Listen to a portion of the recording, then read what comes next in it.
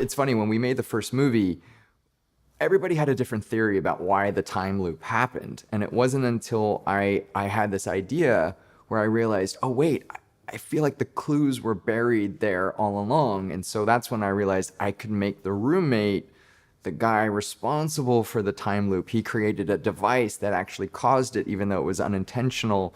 And so everything kind of went from there. I was able to build the movie from that starting point. Dude, I am tripping right now. I feel like I've totally lived through this day already. Deja vu? Yes. The day reset when you died, right? Yeah.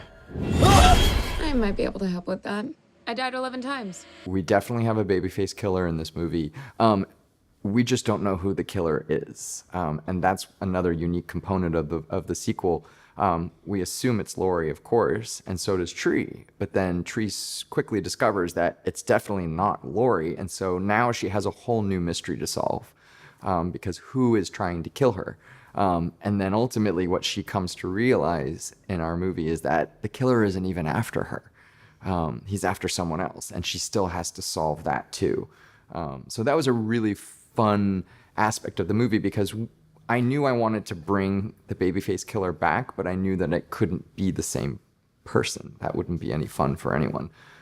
So it was key to introduce a new mystery element to solve. This time, it's coming after all of us. If you don't reset the day and try again, they're dead for good, aren't they? So I'm gonna have to die over and over again to save all of you.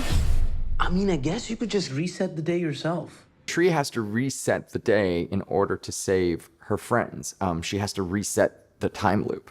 And so there's a very heroic aspect to her character. What's so interesting about her character and her character's arc is that the first movie, she's the most selfish person on the planet. But in this movie, she's completely selfless. Like, she's willing to go to any length to make sure that her friends are safe. I've had a lot of people tell me that they were surprised by the first movie and how thoughtful and emotional it was. And so that was another element that I really wanted to bring back and heighten that.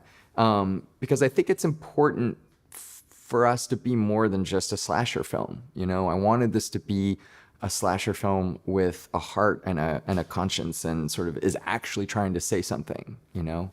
I think a lot of people consider horror to be disposable. And I wanted this to be a little bit more than that. What's really fun about this movie too is that people get to know characters more. So people are gonna get to learn a little bit more, obviously a lot more about Ryan, but they're gonna learn more about Danielle, they're gonna learn more about Carter, they're gonna learn a lot more about Tree. And so we get to expand on all of those characters. But I think what's really great about the movie is that, you know, people get to have all the scares that they love. They get to have the sci-fi element, which is really fun. A lot of laughs. I think this movie is funnier than the first movie.